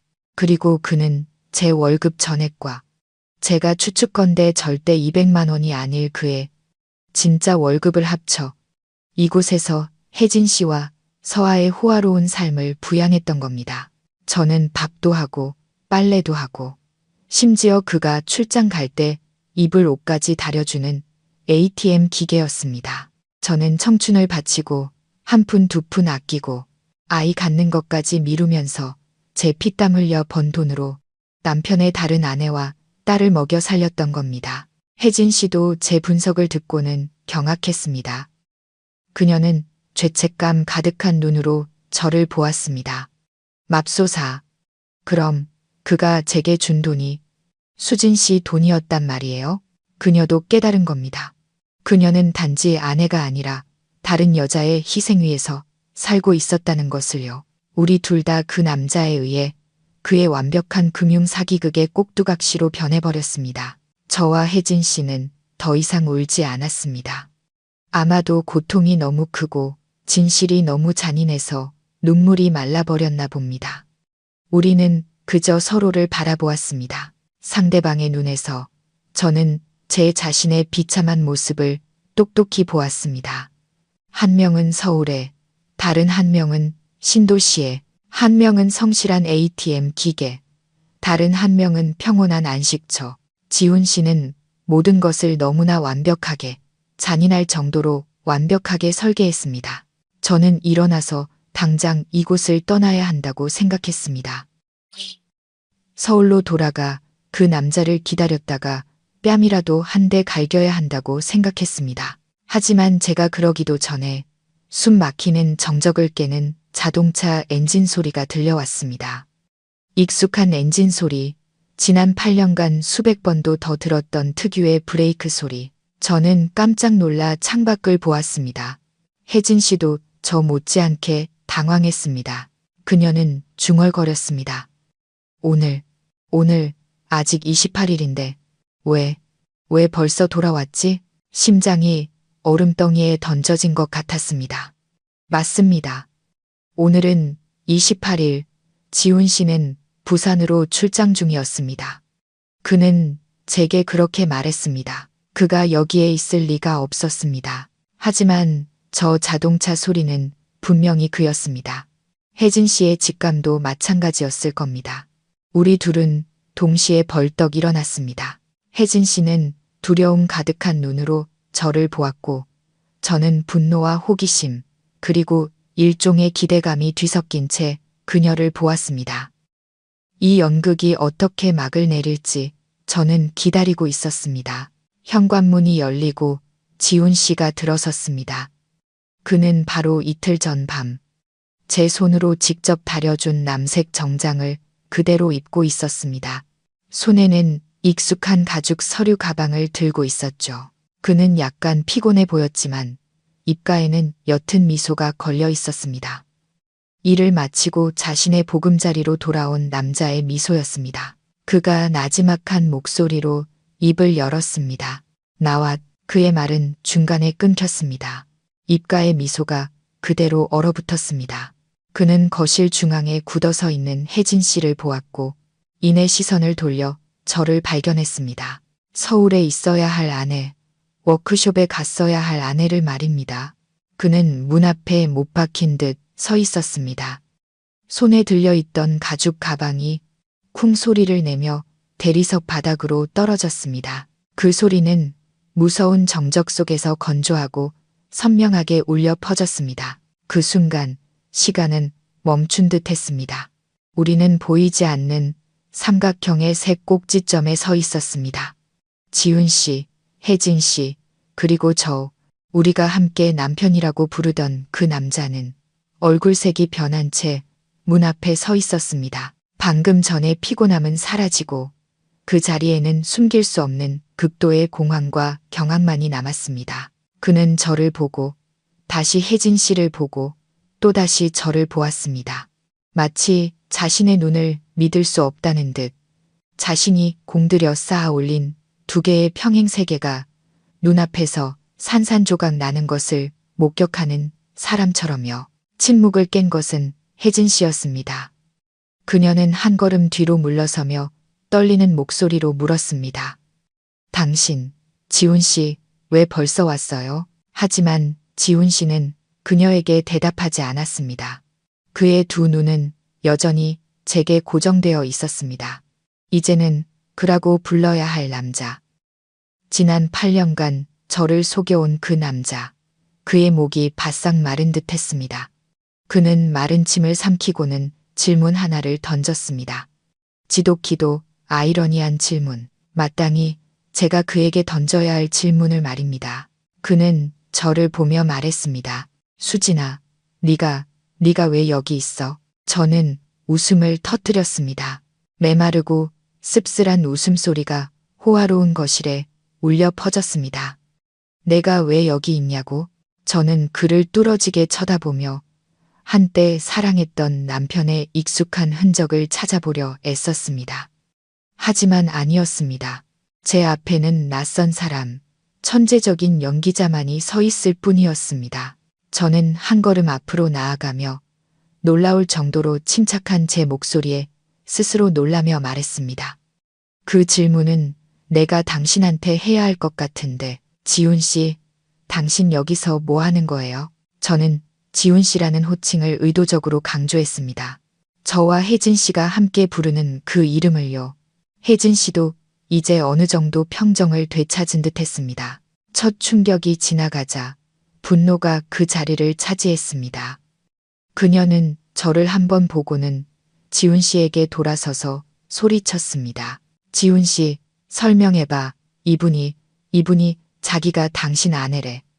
당신이랑 결혼한 지 8년이나 됐다고 하잖아. 이게 어떻게 된 거냐고. 말 좀 해보라고. 지훈 씨는 당황했습니다. 그의 이마에 땀이 송골송골 맺혔습니다. 그는 손을 내저으며 상황을 무마하려 했습니다. 혜진아, 진정해. 그리고 수진아, 너는 일단 서울로 먼저 가 있어. 할 얘기 있으면 우리 집에 가서 하자. 여기서 소란 피우지 말고. 그는 여전히 우리를 분리하려고 했습니다. 여전히 그 두 개의 세계를 유지하고 싶어 했습니다. 여전히 제가 이곳에 소란을 피우러 왔다고 8년 전에 그 바보 같은 저라고 생각했습니다. 그는 제게 다가와 제 손을 잡고 이곳 그의 진짜 보금자리에서 저를 끌어내려 했습니다. 저는 그의 손을 뿌리쳤습니다. 그의 손길이 역겹게 느껴졌습니다. 집에 가자고. 저는 비웃으며 그의 눈을 똑바로 쳐다보았습니다. 어느 집? 내가 허리띠 졸라매며 할부금 갚고 있는 그 아파트? 아니면 내 돈으로 지은 이 빌라? 지훈 씨는 제 날 선 반응에 멈칫했습니다. 아마 8년 만에 처음 보는 제 모습이었을 겁니다. 그는 더듬거렸습니다. 수진아, 너 무슨 헛소리야. 너 워크숍 간다며. 어떻게 여길. 나 미행했어. 그는 여전히 오해받은 남편 역할을 계속하려 했습니다. 그는 혜진 씨를 향해 그녀를 안심시키려는 듯 말했습니다. 혜진아, 이 사람 말 듣지 마. 그냥 옛날 회사 동료인데 무슨 오해가 있었나 봐. 동료? 혜진 씨가 눈물을 쏟아내며 소리쳤습니다. 8년 전에 결혼한 동료? 웨딩 사진까지 있는 동료? 아니, 그게 아니고. 지훈 씨는 허둥대기 시작했습니다. 그의 연극이 무너지고 있었습니다. 그는 혜진 씨와 저를 번갈아 보며 어떻게 둘러대야 할지 몰라 안절부절 못했습니다. 저는 더 이상 참을 수 없었습니다. 그의 거짓된 얼굴을 1초도 더 보고 싶지 않았습니다. 저는 핸드백 지퍼를 열고 그 분홍색 종이, 그의 서재에서 발견했던 그 종이를 꺼냈습니다. 아무 말 없이 유리티 테이블로 다가가 그 종이를 탁 소리가 나게 내리쳤습니다. 저는 한 글자 한 글자 또박또박 말했습니다. 옛날 동료, 딸의 학비를 한 학기에 1,000만 원씩이나 파주 벨라 국제학교에 내주는 그런 동료 말인가요? 지훈 씨는 영수증을 뚫어지게 쳐다보았습니다. 그의 얼굴이 종이처럼 하얗게 질렸습니다. 이 증거 앞에서 모든 거짓말과 변명은 무의미해졌습니다. 그는 더 이상 부인할 수 없었습니다. 혜진 씨도 다가와 영수증을 내려다 보았습니다. 그녀는 그 위에 적힌 이름, 박서아를 크게 읽었습니다. 그리고는 저를 보고 다시 지훈 씨를 보았습니다. 그녀는 이제 이해했습니다. 딸의 학비, 이 호화로운 삶을 유지하는 돈이 어디서 왔는지를요. 바로 그녀 앞에 서 있는 이 여자에게서 왔다는 것을 지훈 씨는 비틀거렸습니다. 그는 몇 걸음 뒤로 물러나더니 값비싼 가죽 안락의자에 주저앉았습니다. 그는 저를 보지도 혜진 씨를 보지도 않았습니다. 그는 두 손에 얼굴을 묻었고 어깨를 떨었습니다. 그가 울고 있는지 아니면 다음 거짓말을 생각하고 있는지 알 수 없었습니다. 방은 벽에 걸린 괴종시계의 똑딱거리는 소리와 혜진 씨의 흐느낌이 들릴 정도로 조용해졌습니다. 침묵을 깬 것은 혜진 씨였습니다. 그녀는 지훈 씨 앞으로 다가가 떨리지만 분노에 찬 목소리로 말했습니다. 왜 그랬어요, 지훈 씨? 왜 저한테 이렇게 했어요? 왜 저랑 이분을 둘 다 속였어요? 지난 8년간 우리를 뭐라고 생각한 거예요? 지훈 씨가 천천히 고개를 들었습니다. 그 순간 저는 더 이상 그를 알아볼 수 없었습니다. 공황도 두려움도 사라진 그의 얼굴에는 피로와 체념만이 남아 있었습니다. 그는 혜진 씨를 보고 다시 저를 보았습니다. 그 눈빛은 무서울 정도로 차가웠습니다. 그는 한숨을 내쉬고는 얼음장처럼 차가운 목소리로 말했습니다. 그래, 다 사실이야. 더 이상 변명할 것도 없어. 그의 담담한 인정은 수천 마디의 변명보다 우리를 더 고통스럽게 했습니다. 혜진 씨는 울부짖었습니다. 당신은 인간도 아니야, 이 사기꾼. 지훈 씨는 갑자기 입꼬리를 올리며 비웃었습니다. 피곤하고 뻔뻔하기 짝이 없는 미소였습니다. 사기꾼, 아니, 난 아무도 속이지 않았어. 그는 잠시 말을 멈추고는 우리 둘을 똑바로 쳐다보며 평생 잊을 수 없는 한마디를 내뱉었습니다. 난 둘 다 사랑했어. 사랑, 그 신성한 단어가 그의 입에서 나오자 역겹게 들렸습니다. 이걸 사랑이라고 부르는 거예요? 지훈 씨는 고개를 끄덕였습니다. 그는 마치 모든 것을 잃은 사람처럼 평정을 되찾은 듯 했습니다. 그는 연설을 시작했습니다. 그는 혜진 씨를 보며 눈에 잠시 다정함을 담았습니다. 혜진이, 넌 나에게 진정한 가정을 줬어. 착한 딸을 낳아줬고 집에 돌아와 쉴 수 있다는 느낌, 가장이라는 느낌을 줬지. 그리고 그는 저에게로 고개를 돌렸습니다. 그 다정함은 사라지고 차가운 계산만이 남았습니다. 그리고 수진이, 그는 말을 멈췄습니다. 수진이, 넌 정말 멋진 아내였어. 똑똑하고 돈도 잘 벌고 정말 든든한 버팀목이었지. 그는 말을 이었습니다. 난 둘 다 필요했어. 남자는 가정과 커리어가 모두 필요하거든. 혜진이는 내 가정이고 그는 저를 보며 말했습니다. 넌 내 커리어야. 저는 그 자리에 얼어붙었습니다. 이제야 이해했습니다. 커리어. 저는 아내가 아니라 커리어였습니다. 저는 그의 따뜻한 가정을 꾸리기 위한 금광이자 경제적인 버팀목이었던 겁니다. 그의 고백은 사과가 아니었습니다. 그것은 그의 탐욕과 이기심에 대한 변명이었습니다. 그는 아내 역할을 할 혜진 씨가 필요했고 ATM 기계 역할을 할 제가 필요했던 겁니다. 저는 그가 다른 여자와 행복을 쌓아 올리는 동안 그의 뒤를 받쳐주는 버팀목이었습니다. 저는 웃음을 터뜨렸습니다.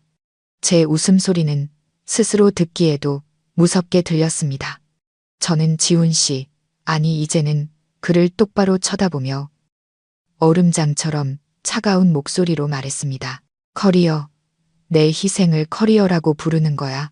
내 8년의 청춘, 우리가 가족이라고 부르던 것을 위해 내가 허리띠 졸라매며 번 돈을 당신의 커리어라고 부르는 거냐고. 그는 더 이상 아무것도 숨기려 하지 않는 듯 했습니다. 완벽한 가면이 벗겨지자 다시 쓸 생각조차 없어 보였습니다. 그는 어깨를 으쓱하며 잔인할 정도로 태연하게 말했습니다.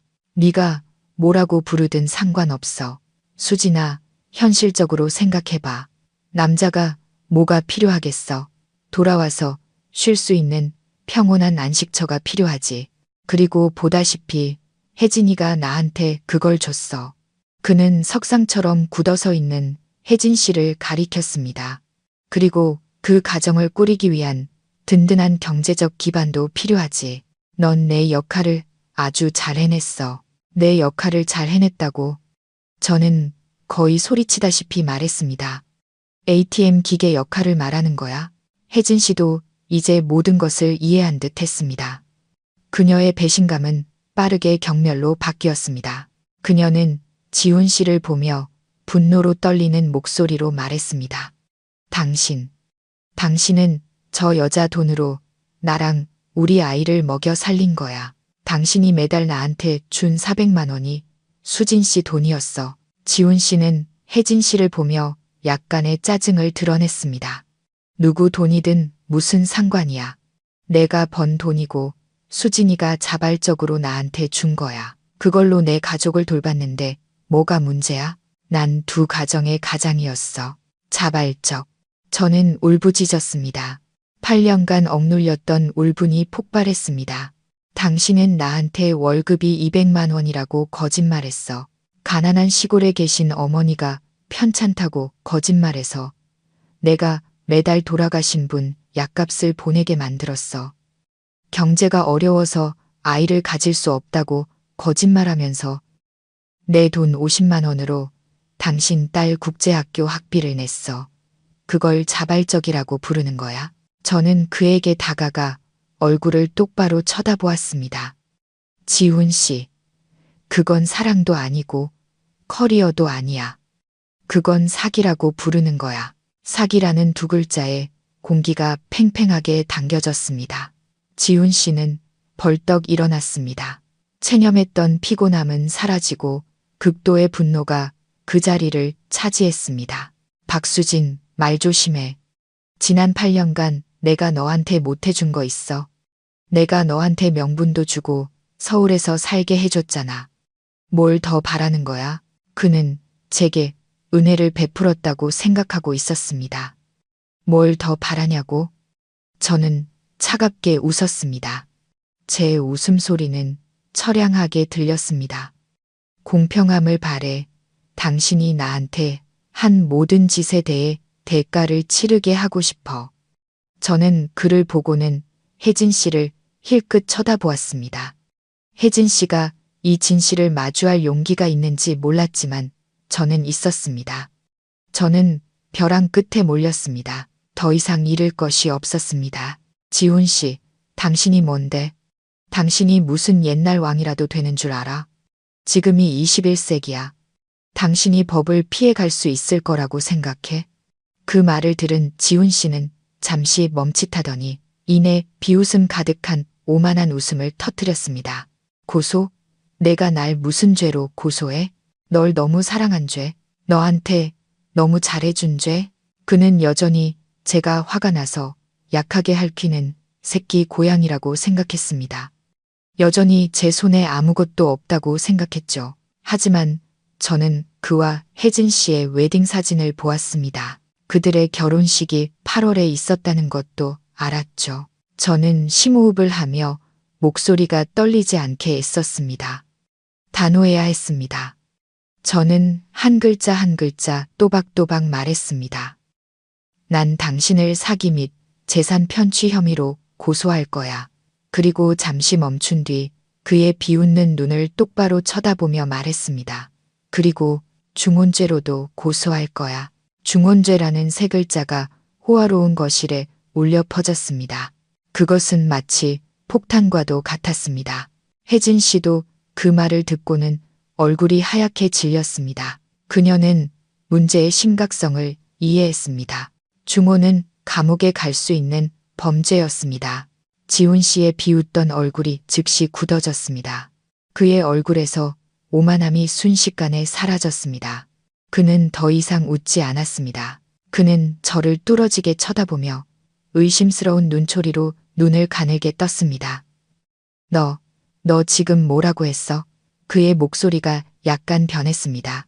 더 이상 저를 뻔뻔하게 수진아라고 부르지 않았습니다. 잘 안 들려요. 저는 제가 우위에 있다는 것을 느꼈습니다. 당신은 8월에 혜진 씨와 결혼했고 10월에 저와 결혼했어요. 같은 해에 우리 둘 다 당신의 합법적인 아내죠. 당신은 심각한 법률 위반을 한 거예요. 알겠어요? 저는 확신했습니다. 저의 혼인 신고서는 집 금고에 잘 보관되어 있었습니다. 그것은 반박할 수 없는 증거였습니다. 혜진 씨도 떨고 있었습니다. 그녀는 저를 보고 다시 지훈 씨를 보았습니다. 지훈 씨, 이분 말이 사실이에요. 당신, 이분하고도 정말 결혼했어요. 그럼 나는 뭐예요? 혜진 씨는 공황 상태에 빠졌습니다. 그녀는 만약 제가 첫 번째 합법적인 아내라면 자신의 결혼에 문제가 생길 수 있다는 것을 깨달았습니다. 궁지에 몰린 지훈 씨는 중혼죄가 얼마나 심각한지 잘 알고 있었습니다. 그것은 단지 체면을 잃는 문제가 아니었습니다. 그것은 그의 모든 경력을 파괴하고 감옥에 가는 것이었습니다. 그는 방 안을 서성거리며 머리를 쥐어뜯기 시작했습니다. 방금 전에 뻔뻔한 평정심은 완전히 사라졌습니다. 저는 공황 상태에 빠진 그 남자를 보았습니다. 그는 자신이 똑똑하다고 모든 것을 통제할 수 있다고 생각했겠죠. 하지만 그는 하늘의 그물은 넓고 섬기지만 결코 놓치지 않는다는 것을 잊었던 겁니다. 그는 스스로 무덤을 팠습니다. 방 안의 공기는 칼로 베일듯 팽팽해졌습니다. 지훈 씨는 여전히 서성거리며 제가 알아들을 수 없는 무언가를 중얼거렸습니다. 그는 탈출구를 찾고 있었습니다. 그는 중혼죄가 모든 것을 파괴할 것이라는 것을 알았습니다. 저는 얼음장처럼 차가운 마음으로 그를 보았습니다. 지난 8년간 그는 자신의 계산으로 제 인생을 파괴했습니다. 이제 그는 바로 그 계산에 대한 대가를 치러야 했습니다. 혜진 씨도 흐느끼고 있었습니다. 그녀는 의자에 주저앉아 절망적인 눈으로 지훈 씨를 보았습니다. 말해봐요. 제발 말해봐요. 왜 그런 짓을 했냐고요. 지훈 씨가 갑자기 멈춰 섰습니다. 그는 방 중앙에 서서 고개를 들었습니다. 그리고 저는 그의 눈빛에서 무언가 변하는 것을 보았습니다. 공포는 사라지고 그 자리에는 미소, 아기와 동정이 뒤섞인 섬뜩한 미소가 떠올랐습니다. 그것은 제가 결코 예상치 못했던 마지막 비밀, 마지막 히든카드를 쥔 자의 미소였습니다. 그가 갑자기 웃음을 터뜨렸습니다. 그의 웃음소리는 침묵보다 더 무서웠습니다. 그는 눈물이 날 정도로 허리가 굽을 정도로 웃었습니다. 그는 저를 손가락으로 가리키며 웃음 사이로 말했습니다. 고소? 중혼죄로 고소한다고? 수진아, 아이고 수진아. 넌 너무 순진해. 정말 너무 순진해. 저는 멈칫했습니다. 그의 미소에 등골이 오싹해졌습니다. 불길한 예감이 덮쳐왔습니다. 당신, 그게 무슨 뜻이에요? 지훈 씨. 그만 웃고 똑바로 말해요. 혜진 씨도 두려움에 소리쳤습니다. 지훈 씨는 눈물을 닦고 천천히 제게 다가왔습니다. 그는 절대적인 승리자의 눈빛으로 저를 보았습니다. 그가 저에게 투자를 설득할 때 보았던 바로 그 눈빛이었습니다. 네가 무슨 자격으로 날 중혼죄로 고소해, 수진아. 그는 으르렁거렸습니다. 네가 무슨 자격으로, 무슨 자격이냐고요? 저는 분노했지만 마음속에서는 혼란이 일기 시작했습니다. 나는 당신의 합법적인 아내예요. 우리 혼인 신고서도 있잖아요. 집에 있어요. 내가 가져와서 보여줄게요. 그는 다시 크게 웃었습니다. 야만적인 웃음소리였습니다. 혼인 신고서? 네가 금고 안에 넣어둔 그 휴지 조각 말하는 거야? 저는 망연자실했습니다. 휴지 조각, 당신, 지금 뭐라고 했어요? 뭐가 휴지 조각이라는 거예요? 지훈 씨가 제 귀에 바싹 다가왔습니다. 그는 속삭였지만 한 글자 한 글자가 수천 개의 칼날처럼 제 고막을 찔렀습니다.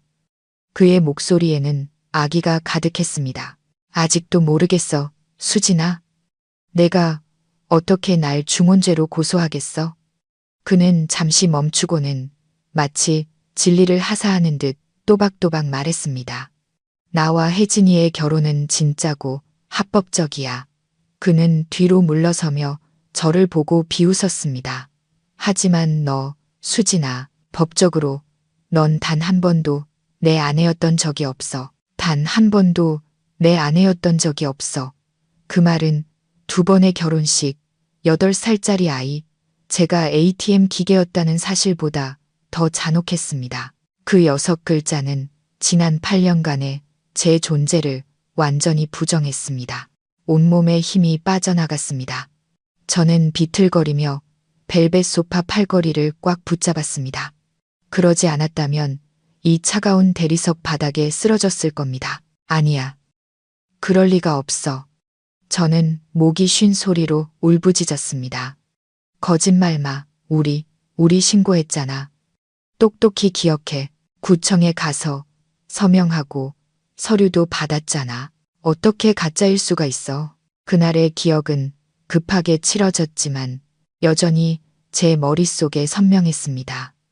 믿을 수가 없었습니다. 지훈 씨는 동정 어린 눈으로 저를 보았습니다. 이제 저는 완벽한 패배자였습니다.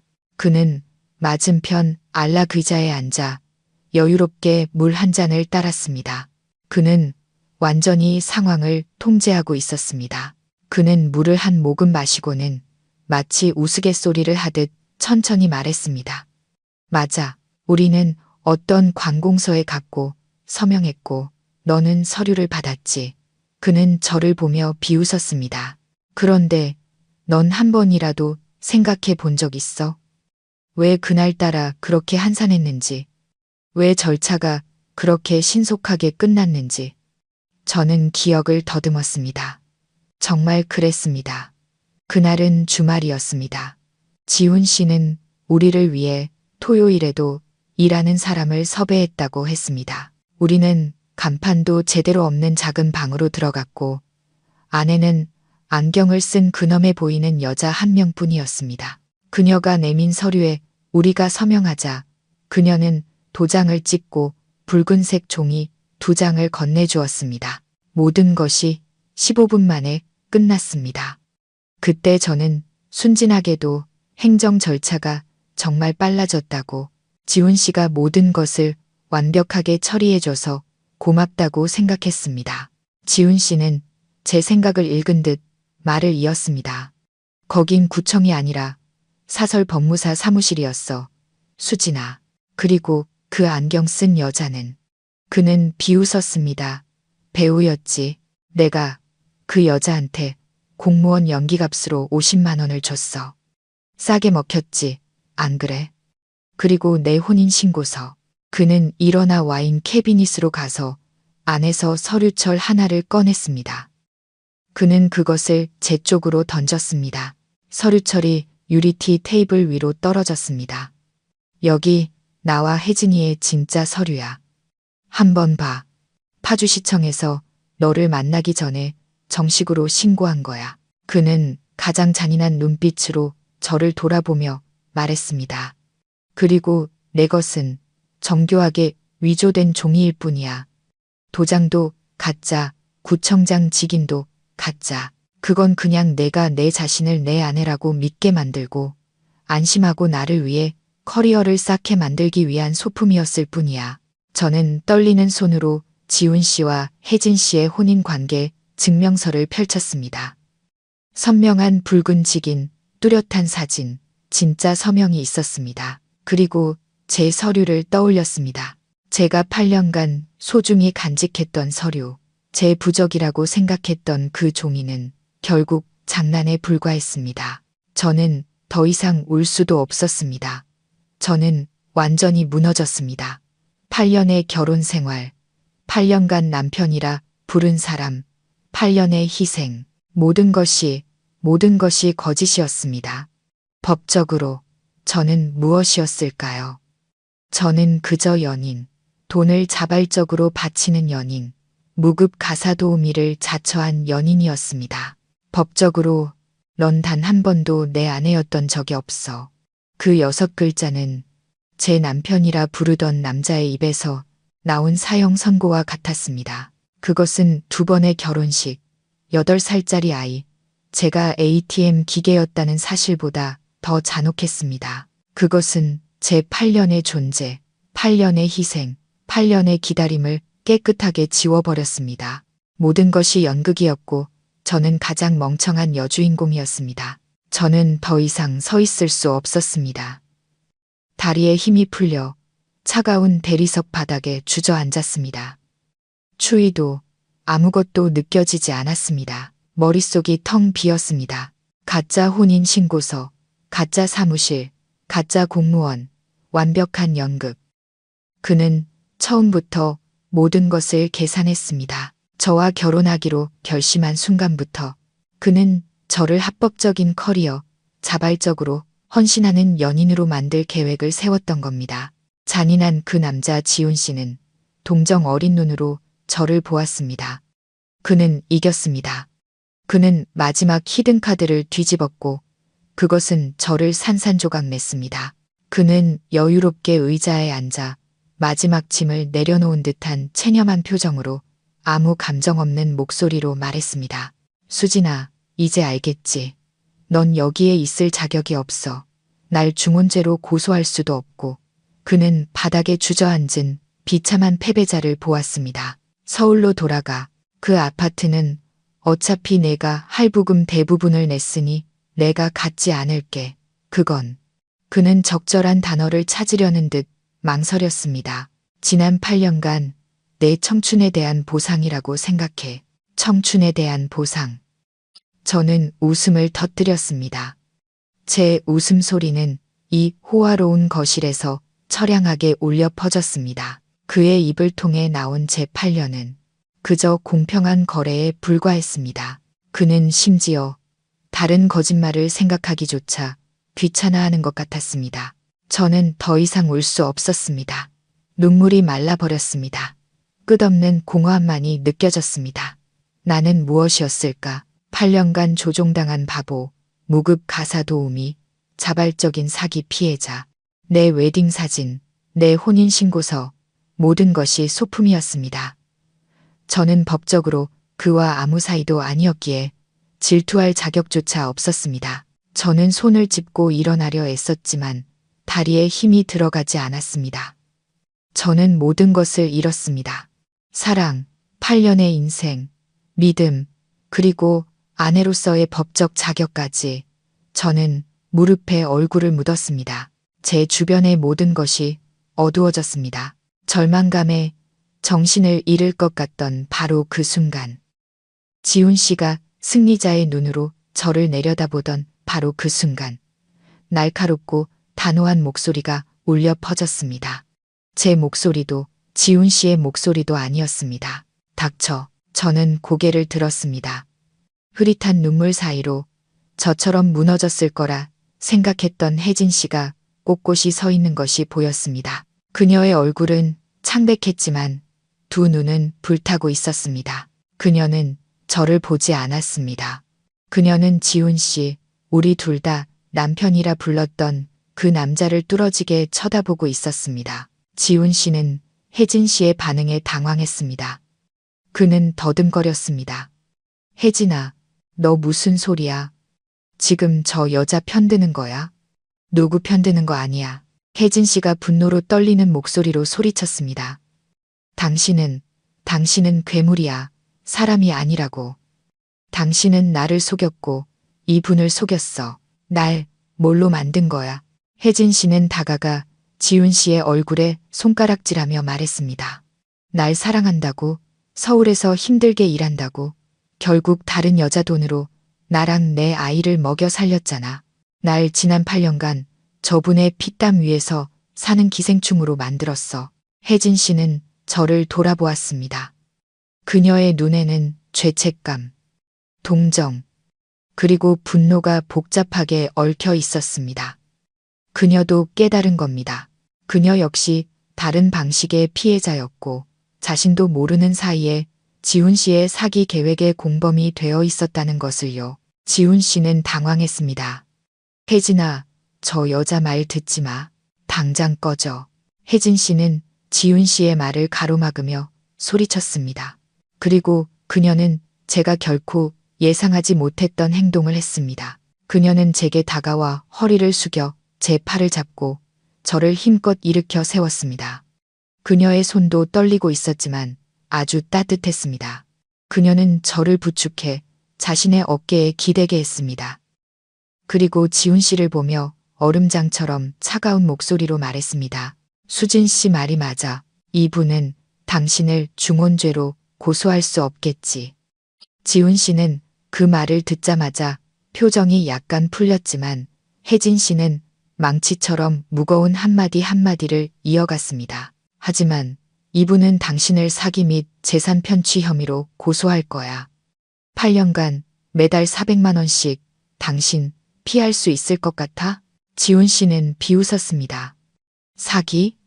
증거는 그 여자가 자발적으로 준 돈이야. 서류도 아무것도 없어. 그래? 혜진 씨가 입꼬리를 올렸습니다. 그럼 내가 당신의 합법적인 아내인 내가 법정에서 증언하는 건 어때? 내가 증언할게. 당신이 나한테 직업에 대해 거짓말했다고. 당신이 그 돈을 받았다고. 당신이 그 돈으로 나와 당신 아이를 부양했다고. 법원이 누구를 믿을 것 같아? 지훈 씨는 그 자리에 얼어붙었습니다. 그는 혜진 씨가 자신에게 등을 돌릴 줄은 상상도 못했을 겁니다. 그는 으르렁거렸습니다. 혜진아, 너 미쳤어? 날 쫓아내면 너랑 아이는 어떻게 살 건데? 잊지 마. 이 집은 내 거야. 우리 부모님이 남겨주신 거라고. 혜진 씨는 갑자기 차갑게 웃었습니다. 당신 거, 지훈 씨. 당신. 내가 정말 수진 씨처럼 순진할 거라고 생각했어? 당신이 3년 전에 이 집, 당신 유산을 담보로 은행 대출 받아서 투자했다가 실패한 거 내가 모를 줄 알아? 지훈 씨의 얼굴이 하얗게 질렸습니다. 혜진 씨는 말을 이었습니다. 그리고 누가 자기 결혼 예물, 자기 친정 부모님 돈으로 당신 빚 갚고 이 집을 다시 찾아왔는지 알아? 바로 나야. 이 집은 법적으로 2년 전부터 내 소유였어. 당신은 여기 아무것도 없어. 이제는 제가 망연자실할 차례였습니다. 이 남자는 저뿐만 아니라 혜진 씨까지 속였던 겁니다. 그는 모든 것을 잃었으면서도 성공한 남편 연기를 계속해왔던 겁니다. 혜진 씨는 문을 가리켰습니다. 당장 꺼져. 경비원 부르기 전에. 그리고 아이 양육권 뺏을 생각은 꿈도 꾸지 마. 당신 같은 사기꾼은 아빠 될 자격 없어. 지훈 씨는 저를 보고 다시 혜진 씨를 보았습니다. 그는 졌습니다. 비참하게 졌습니다. 그는 말없이 가죽 가방을 주워들고 아무 말 없이 돌아서서 빌라를 나갔습니다. 문이 쾅 하고 닫히고 호화로운 거실에는 두 여자, 두 명의 피해자, 그리고 산산조각 난 진실만이 남았습니다. 지훈 씨의 모습이 사라지고 나서야 혜진 씨는 천천히 저를 놓아주었습니다. 우리 둘 다 비틀거렸습니다. 그녀는 저를 벨벳 소파에 앉혔습니다. 그녀 자신도 주저앉아 숨을 몰아쉬었습니다. 분노가 지나간 자리에 극심한 피로가 남았습니다. 우리는 오랫동안 말없이 앉아 있었습니다. 무슨 말을 해야 할지 몰랐습니다. 지난 8년간 제 남편을 빼앗아간 그녀에게 고맙다고 해야 할까요? 하지만 그녀는 방금 저를 구했고 제게 살 길을 열어주었습니다. 침묵을 깬 것은 혜진 씨였습니다. 그녀는 저를 보지 않고 벽에 걸린 자신과 지훈 씨의 행복한 웨딩 사진을 뚫어지게 쳐다보며 쉰 목소리로 말했습니다. 수진 씨, 죄송해요. 지난 8년간 저는 아무것도 몰랐어요. 제가 수진 씨 돈으로 살아온 셈이네요. 저는 몇 시간 전만 해도 질투했던 아름답고 다정한 여자 혜진 씨를 보았습니다. 이제는 동정심만이 느껴졌습니다. 당신 잘못이 아니에요. 저는 속삭였습니다. 우리 둘 다 피해자예요. 그 나쁜 남자 잘못이죠. 그는 우리 둘 다 꼭두각시로 만들었어요. 우리는 이야기를 나누었습니다. 아니, 진실의 조각을 맞추었습니다. 혜진 씨는 자신의 삶과 지훈 씨의 약속에 대해 이야기했고, 저는 제 삶과 그의 거짓말에 대해 이야기했습니다. 이야기할수록 우리는 그 남자가 얼마나 정교하고 잔인했는지 깨달았습니다.